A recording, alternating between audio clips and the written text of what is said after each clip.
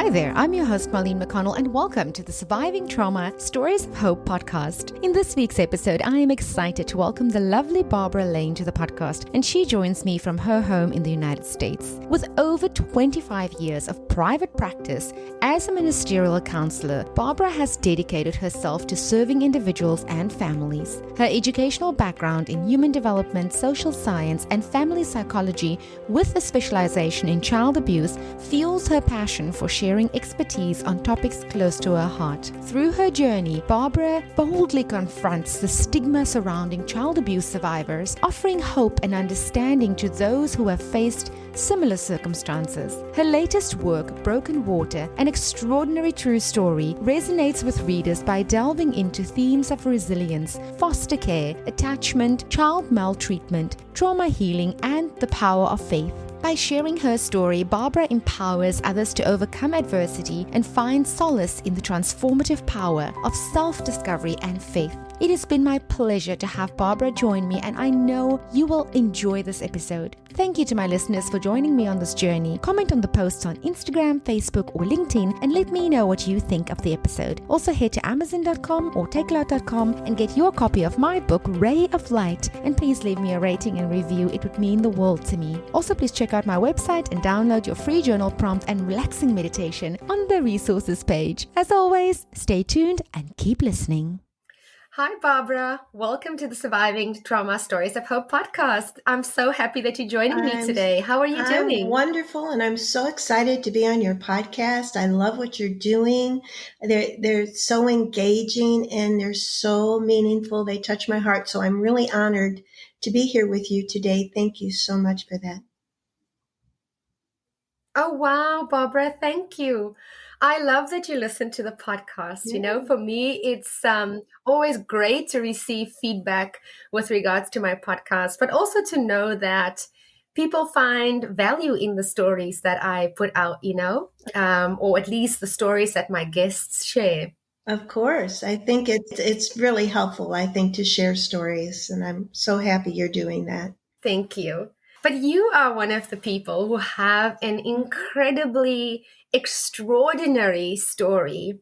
When I first came across your story, I had to pinch myself because just when you think that life couldn't be more miraculous, more wonderful, bring more amazing experiences into your life, you come across a story like yours, which, has so many different aspects. There's heartbreak, there's trauma, there is devastation, there is abuse, but then there are miracles. And your story was one that just absolutely touched my heart. And I knew that this was something that I wanted to share with my listeners. I knew that this was something that the world needs to hear because it can bring that light into a world that sometimes can be dark for most people. So, your story starts essentially when you were born into a big family. I still I was born into a big family, but you had the blessing to be the 9th of 11 sisters. What was that like, having such a big family? Well, I could speak to it more in current times because I lost my family when I was 3 years old.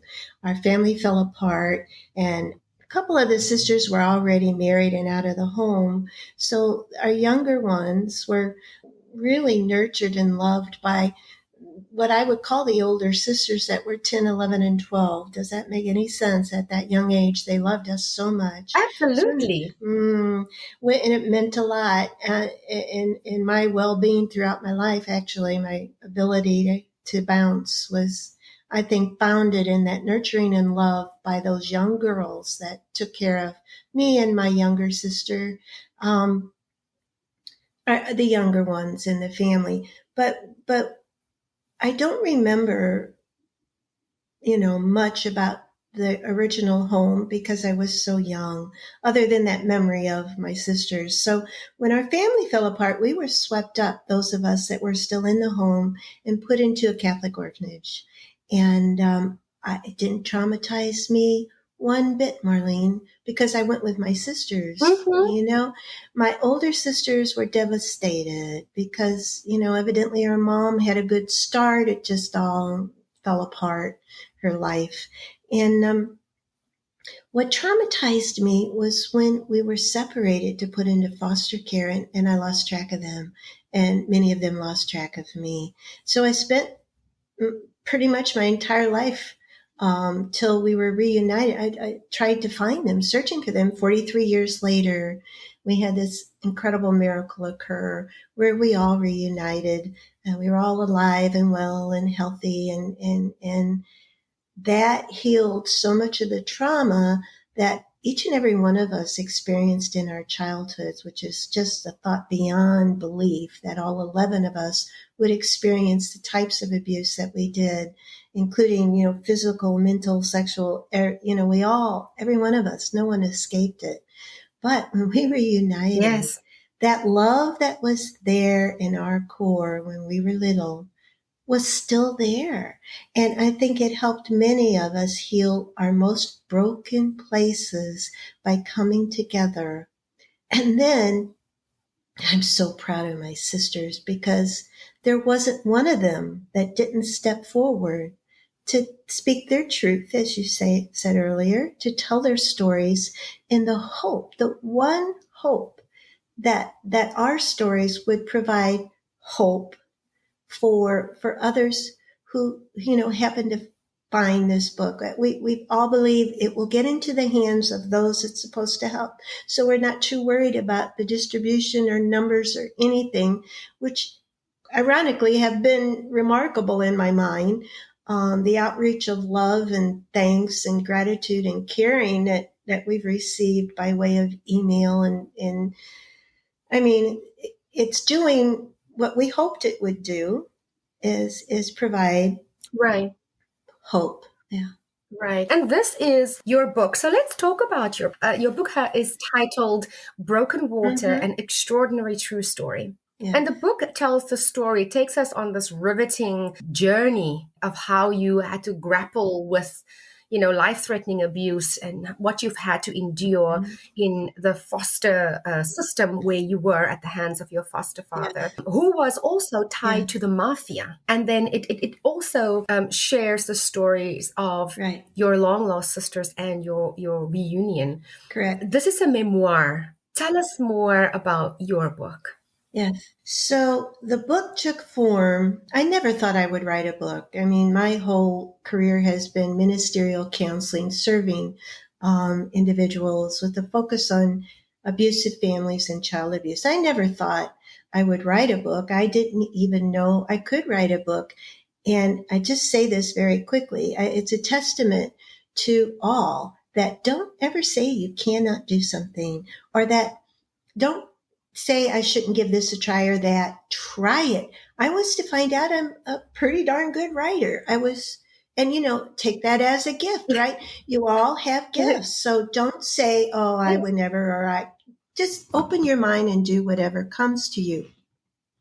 And I say that because Yes, I agree with when you. my sisters asked me to write a book, I was kind of like taken back, like, why me? And their only answer was, I guess, divinely guided somehow, because we know you can. And so I love my sisters so much. There's no way I would ever say no to them. They asked me to do it, and I'm going to try my best to do it. So I took it upon myself to do that. What it meant was revisiting my Yeah. history that I had dealt with all kinds of trauma. We were placed at the age of, I was 3 and my other sister was 18 months older than me. We were placed in the home of a mafia grunt. They didn't know that's what he was. Back then, there was very little screening. Sadly, today, there's just not a good screening mechanism in my mind's eye for where to place children. Yes. We stayed there until we grew up. My sister was kicked out of the home when she turned 18, and I married at 19 and left the home. But it was, you think about the movie The Godfather, and we actually were kind of in that environment. Lots of threatening, lots of abuse, um, And you do the best you can to survive. You just do things with your mind that maybe you wouldn't ordinarily do. My sister Kay, who grew up with me, her soul chose just to block those memories from her, and that protected her. Mm. For me, I just kind of tried to listen to what everyone was telling me. Oh, you're so lucky to live in this home. They took you in, they gave you a home, they fed you, so I just chose to believe that and try to dissociate from everything that was truly going on in that Mm-hmm. home And until I were reached the there age of other siblings biological to the family? no, Okay. So it was no, only you and your no. sister. Right, Okay. right. So, I think about I turned 14 and something clicked in me that I just couldn't do this anymore. I didn't want to really live. And I think I'm sharing that because so many young women and men feel that way in these environments. You lose all hope. You just think there's no way to overcome this. So I actually asked my foster father, who threatened me with a gun all the time, to just go ahead and take the gun and shoot me. I was done. For some reason, Marlene, Wow. that scared him, and he left me alone after that. And I was able to leave the house, which we were never allowed to leave.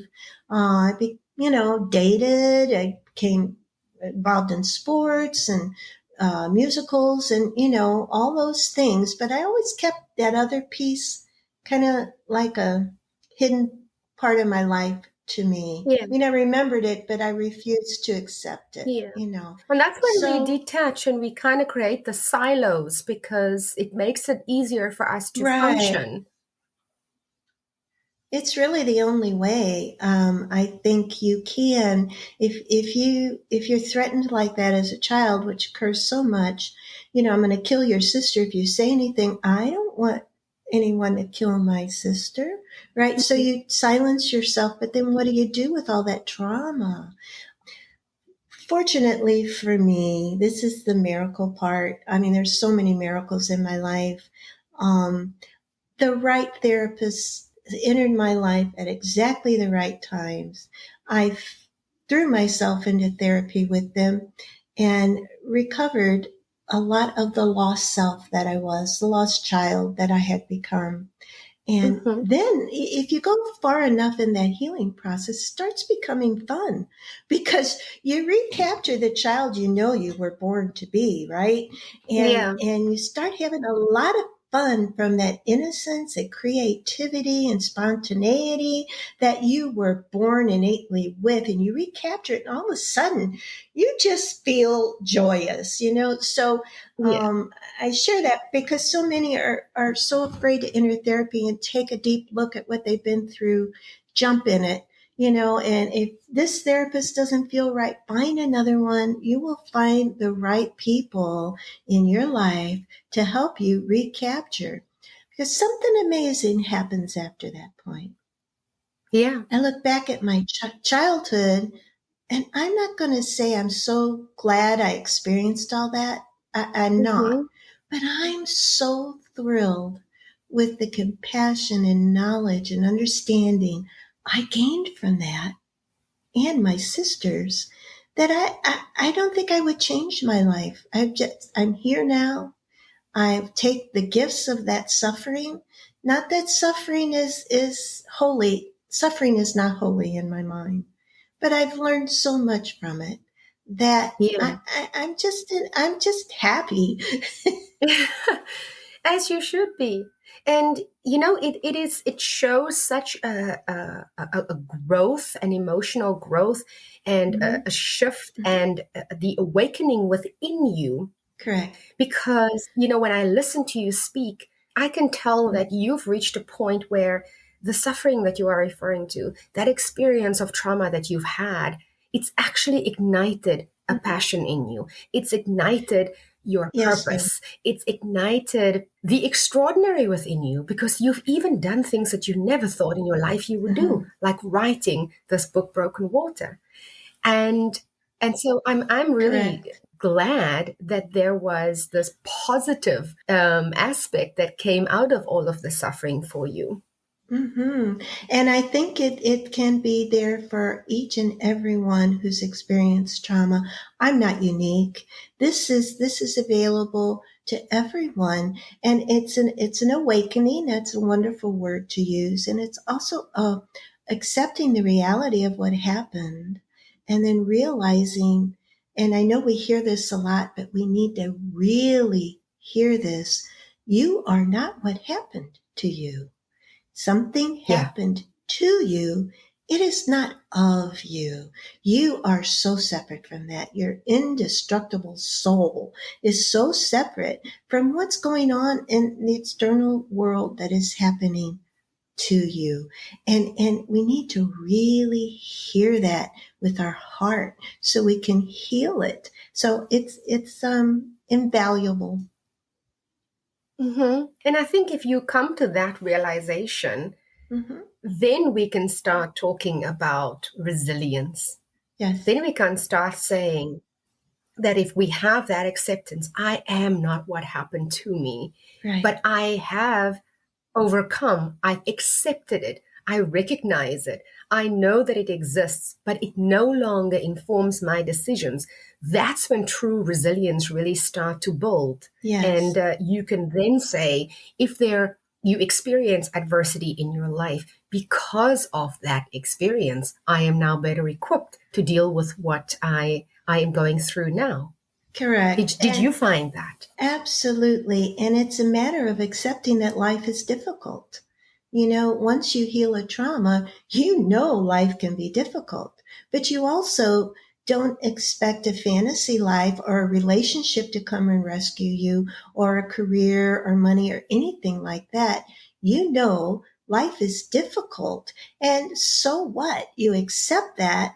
And I think the great M. Scott Peck quote said it the best. He said, once you accept that, it ceases to be difficult, because you're not going to just say, I'm this terrible victim, or why did this happen to me?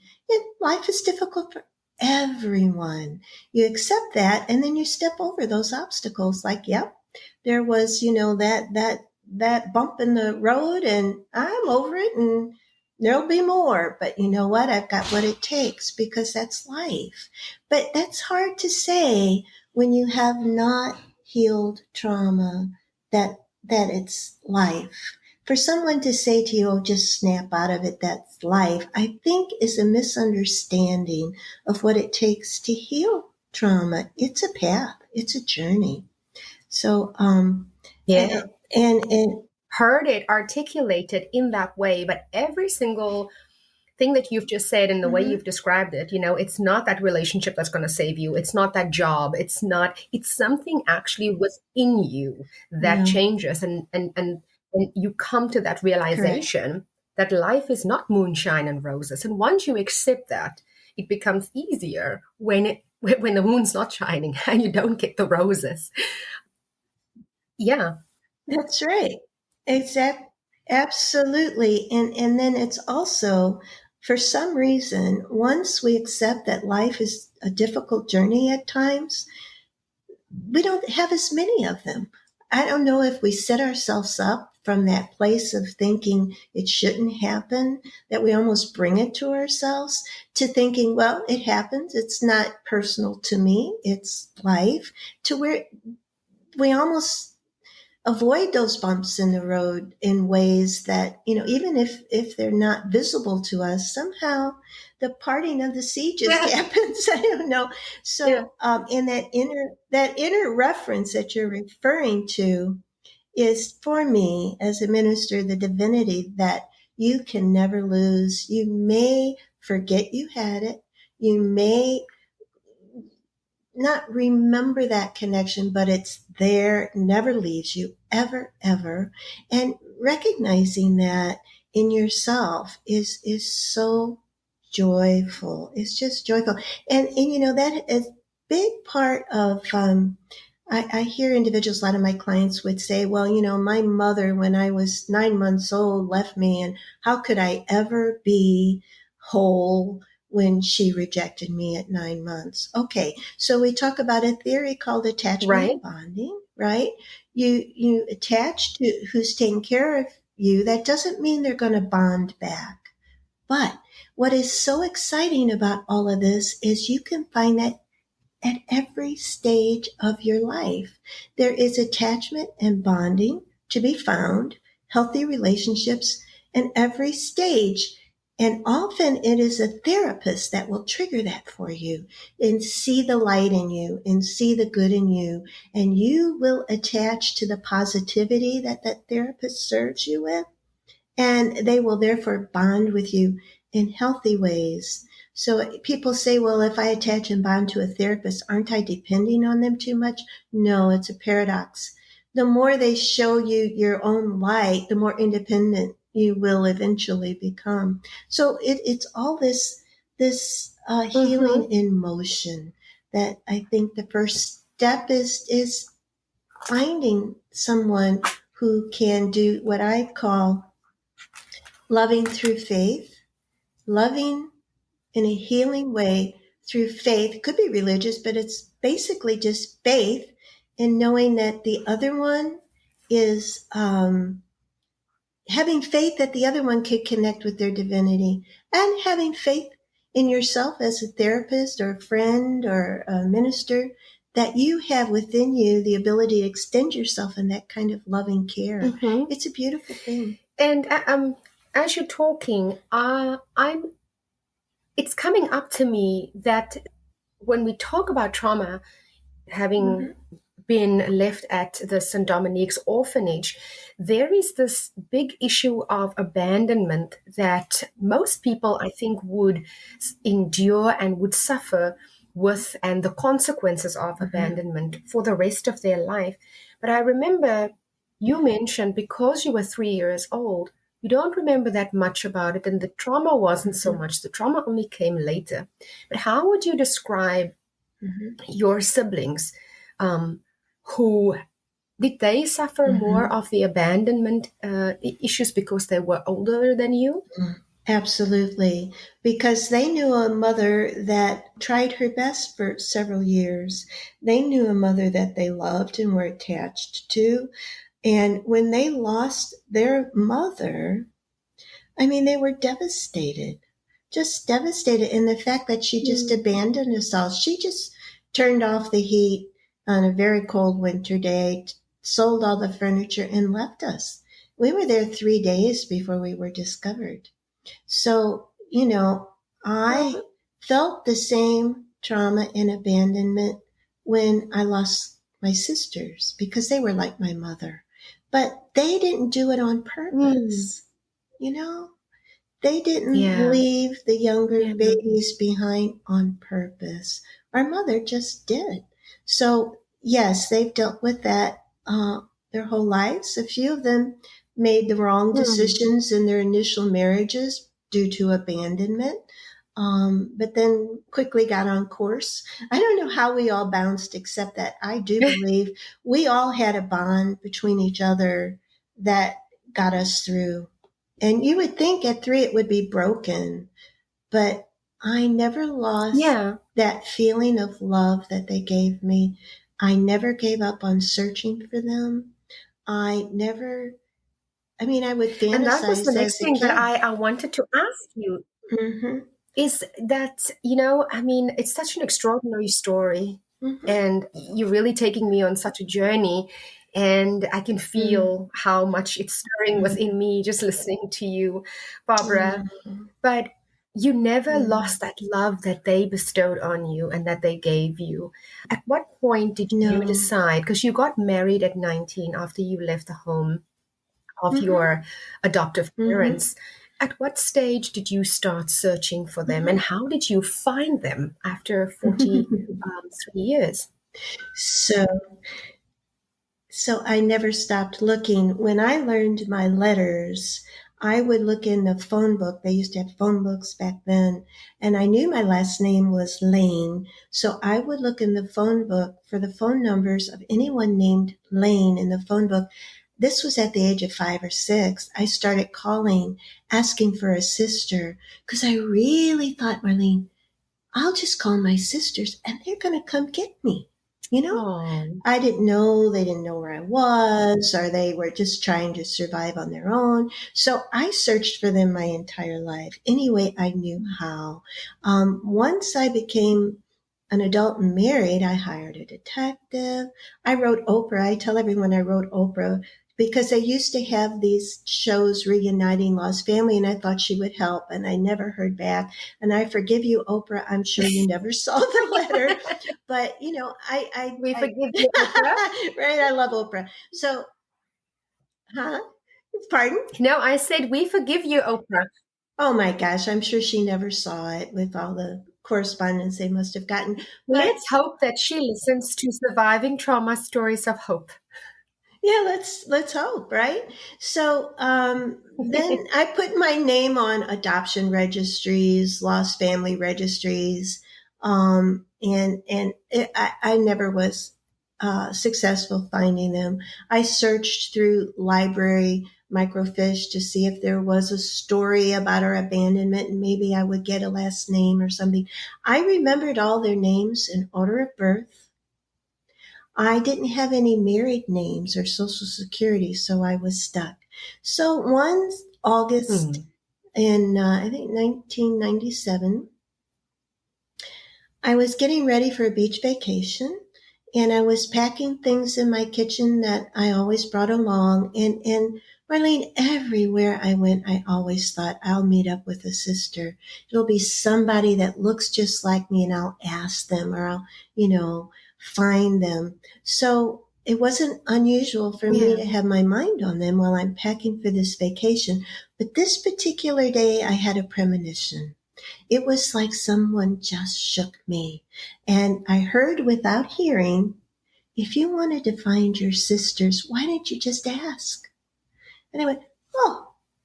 And within that second, I knew there was going to be a miracle. I knew my sisters, after all that searching, they were going to find me. I also knew they were going to find me in 3 days. And it happened just like that. On the third day, they called while we were at the beach. Isn't that incredible? I know. I think that connection we had, because we often read each other's thoughts. And, my second eldest sister had been planning a reunion, and she was having this same sense of loss for Kay and I. And a friend of her son's went to St. Louis and did some research. He said he bribed a clerk. This is in the Midwest in Missouri, and came home with my sister Kay's phone number. How the heck he did it, it depends on whose story you listen to. But they were able to call Kay, who called me, and there you have it. It was just supposed to be, because no one could find us before then. So I think the timing was Oh, Barbara, I have goosebumps. the timing was in God's timing. Whatever word you use for that, the universe, higher power, what Yeah. in my Yeah. humble That's opinion. God's divine timing and guidance. And so there we were, and we were all alive and well. The very next day, those of us who could flew to Missouri to be reunited. 2 weeks later, we all were together in Kansas, and where the Wizard of Oz is set, and Yeah. we're all together. And I can't tell you the joy, the tears, the healing, the love that never, never left us. We just were blessed with that our entire lives. So it's been a grand journey since then. We've all been like 5 or 6 years old. Every time we get together, we act silly. We play hand clapping games. We sing Miss Lucy Had a Baby. I mean, we just recapture our childhood everywhere we go. And we go in a group, we're like this thing of birds, a Yeah. flock of birds, and we get a following. People start following us, asking us, who are you? What do you do? And oh, what's your story? So it's been such a gift. I mean, Oh, wow. I'm supposed to be able to write now, I'm told, and I have a hard time putting words on it. The joy of the entire thing. Yeah. Yeah. I mean, Mhm. can I ask you, Barbara? I mean, this is absolutely incredible, Sure. the how after 43 years you were reunited. Hmm. Did you ever look back to, I know that you looked into your family history, but did you ever look back to find out where your mom went on that day when she just left? Yes. I think that she started having boyfriends, and I think one of them caught her eye. She did take my younger sister, Pam, who was like 7 months old at the time, with her. Somehow, I guess she knew a 7 month old couldn't make it on her own. Or if you look at attachment and bonding theory, she needed to have a baby need her, and that baby needed her, so went with her. And she eventually was taken away from our mother as well. But I, she just had had a boyfriend, and led her into behaviors that were very disturbing to find out from my sisters, the life that she then chose to live. Um, Mm, but she just did. And, she wasn't yeah, getting along with her father, and she had him move out before that anyway. So right. the foundation was not there. But I figure, Yeah. And did you go ahead. reconcile with Pam? And did you reconcile with Oh, Pam? yeah. Well, Pam was taken away from our mother due to abuse and abandonment as well. Our mother would leave for days at a time. But my eldest sister adopted her. So when she was, I don't know, 8 or 9, Wonderful. she adopted her. And so she was part of that. When we were all reunited, she was swept right into the sisterhood, just like we all were. And one other sister that was born several years after Pam that I didn't even know I had. And we're as close as two sisters could be. So it was just, Mm-hmm. now there are two more out there, and we don't know where they are. And I actually have a brother somewhere, but we don't have, they were adopted out as babies, taken away from my mother. We don't have any information. Um, and I often wonder if they don't know anything about this whole story, maybe they're better off. I don't know. And if we're supposed to be, you know Mm-hmm. what? If we're supposed to be reunited, there's nothing that could keep that from Yeah. happening. So I've turned that over. I think about them Yeah. all the time and what we wouldn't Yes. do with another Yes. sister in our sisterhood.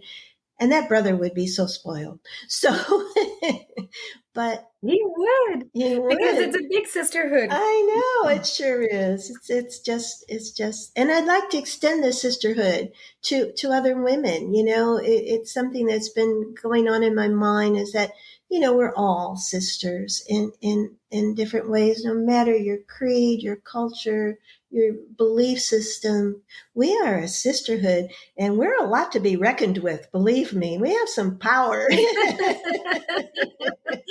So, Well, the next time that I'm in the States, I'm joining this sisterhood, definitely. Oh, that would be beautiful. I would just, and I want to come where you are too. I was listening to your podcast, and I forget what what's her name? Ruth? Anyway, she was talking about parachuting, and then the view, and I thought, oh, I've got to go do that. I've got, I'm, I'm going to do it. It just sounds like such an adventure. And I, Yeah, we were talking about the paragliding, Dr. Lisa Smith.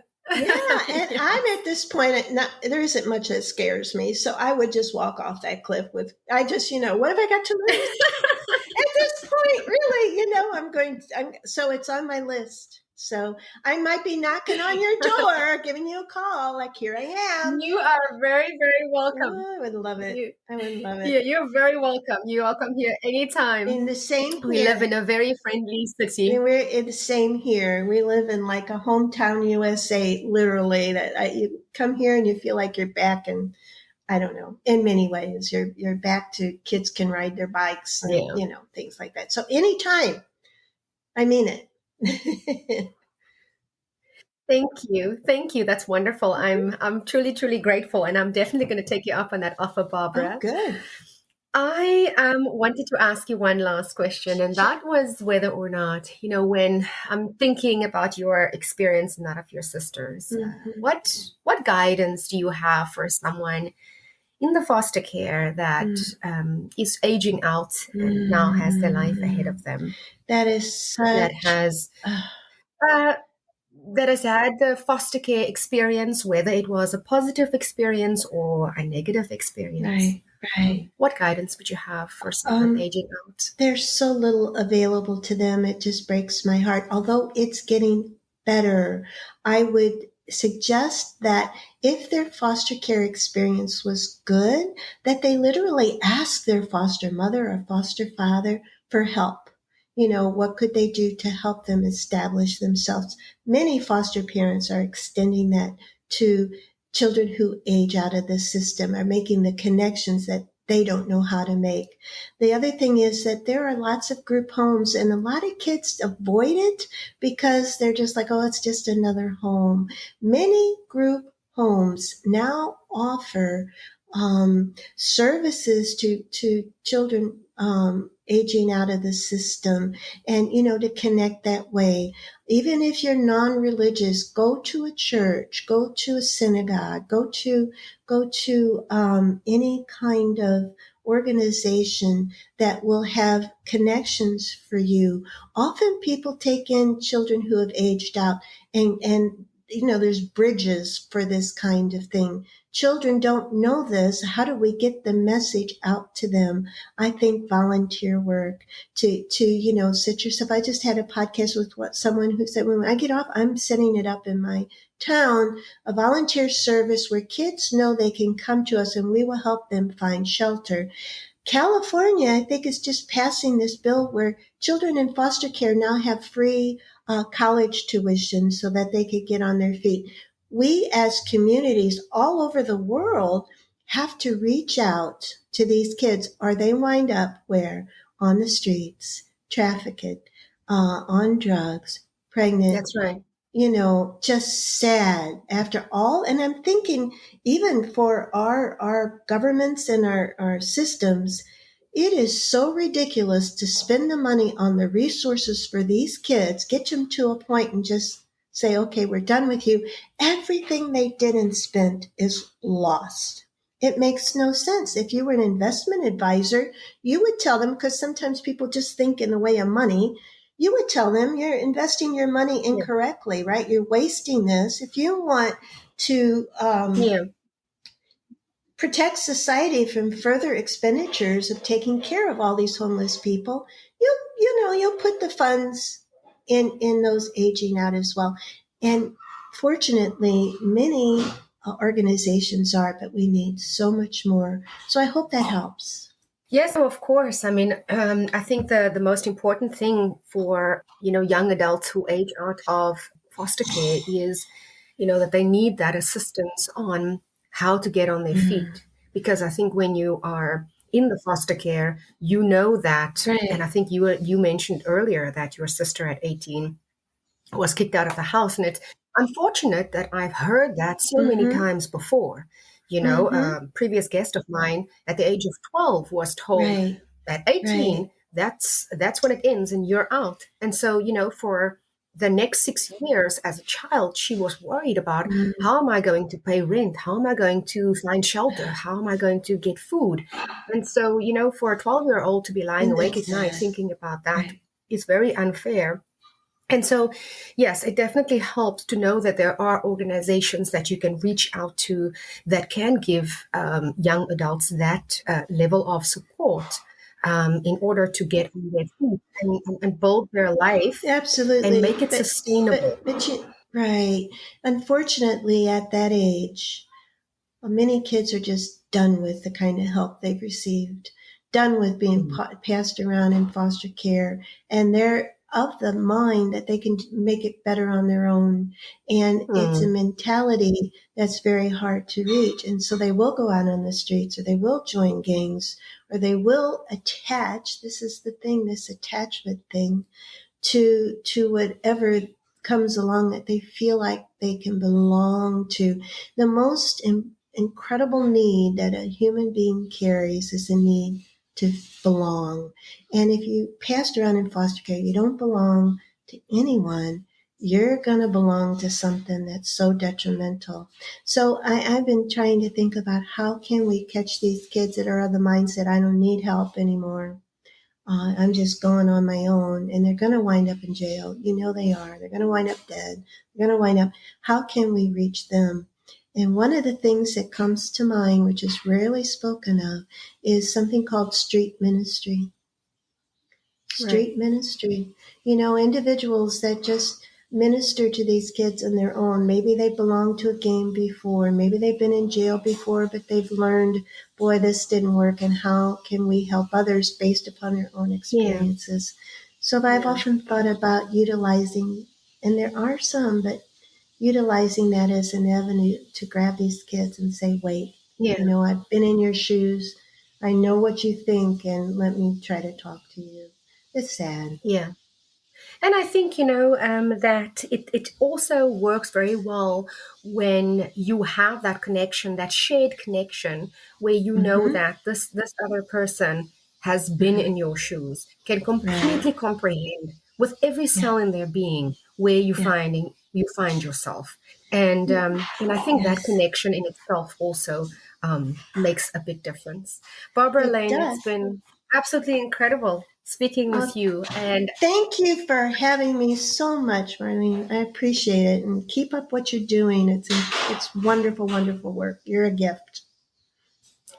Thank you so much. And thank you for joining me. And you're welcome to get back onto the podcast and come share more about the work that you do at any time. And I will leave your links. Thank you. I will leave your links in the description box below so that my listeners can find you on social media and your website and can follow along and link up with you. Thank you. And please, I want them all to know, anyone who hears this, I answer questions on my email. If you have a question or a concern, it may take me a little while to get back to you, but I promise you I answer each and every one to the best of my ability. So if that's helpful, please reach out. Thank you. Thank you so much, Barbara. Have a wonderful rest of your day. You too. Bye. You be blessed now. Bye. That wraps up this podcast episode.